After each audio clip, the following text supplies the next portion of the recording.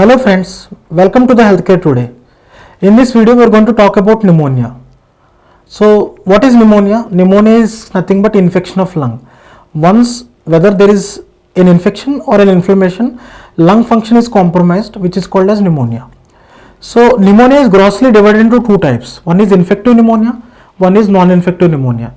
So infective pneumonia is again subdivided into four types depending upon the organism causing pneumonia. For example, if it is tuberculosis, we call it as tubercular pneumonia. If it is bacteria, we call it bacterial pneumonia. If it is fungal, we call it fungal pneumonia. If it is due to viral, we call it viral pneumonia. For example, COVID. COVID is a viral disease, so it is a viral pneumonia. As I told you, if it is pseudomonas or some bacteria, it is bacterial pneumonia.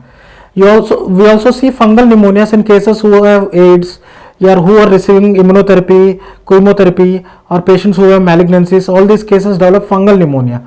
These patients are treated with antifungals. So this is the infective part. What about the non-infective pneumonia?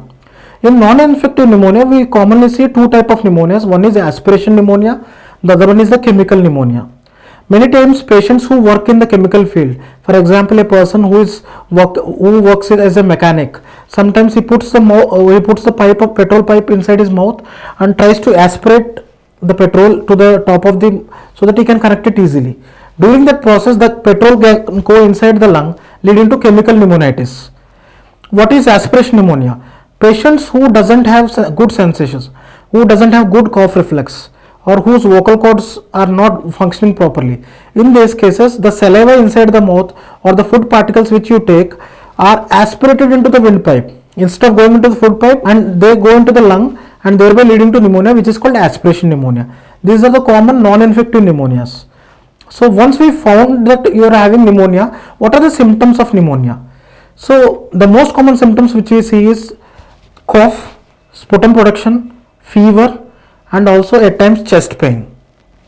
Sometimes you also see cough with blood in the sputum.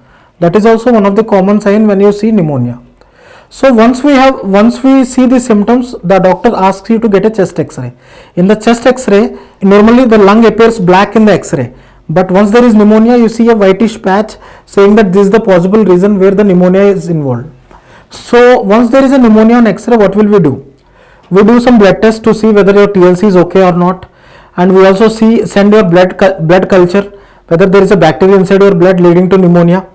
So we also send samples of your sputum also to see whether which type of bacteria is involved.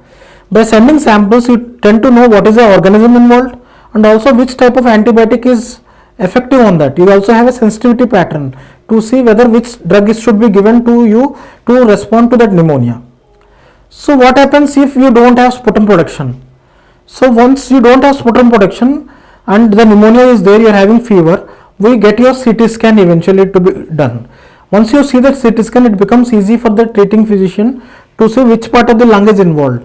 The right lung has three lobes, the upper lobe, middle lobe and the lower lobe, and the left lung has two lobes, the upper lobe and the lower lobe.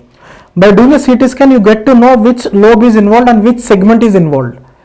So there is a process called bronchoscopy where we enter into your windpipe after giving anesthesia and go into that particular segment which is affected and clean that area and send the sample for further analysis for tuberculosis testing, fungal testing as well as bacterial testing. That's the advantage of a CT scan. So once we know the bacteria, we tend to treat with the antibiotic drugs. Most bacterial pneumonias tend to respond within a span of 7 to 10 days. There are few bacteria which require longer duration of therapy. Once we know that bacteria is leading to your pneumonia, we start you on those drugs and give you therapy for 2 weeks. Eventually, after a period of 6 weeks, once you repeat your X-ray, most of the pneumonias do heal well properly. In case of fungal pneumonias and viral pneumonias, you tend to take a larger duration of time, but eventually your X-ray eventually normalizes. During COVID, most of us described about a feature called ILD. After having severe viral pneumonia, you tend to develop ILD type illness. But we all see nowadays after COVID who suffered severe COVID, we see their X-rays now. Almost most of their X-rays and CT scans are normal. So it is very rare to have sequelae when you have bacterial pneumonia or viral pneumonia or a fungal pneumonia.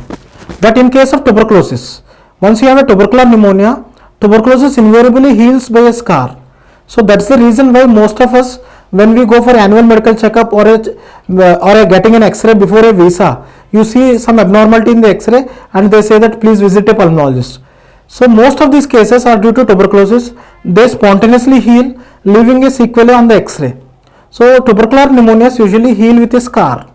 Rest of the pneumonias do heal very well. Within a matter of 6 weeks, patient invariably becomes normal. We care about you.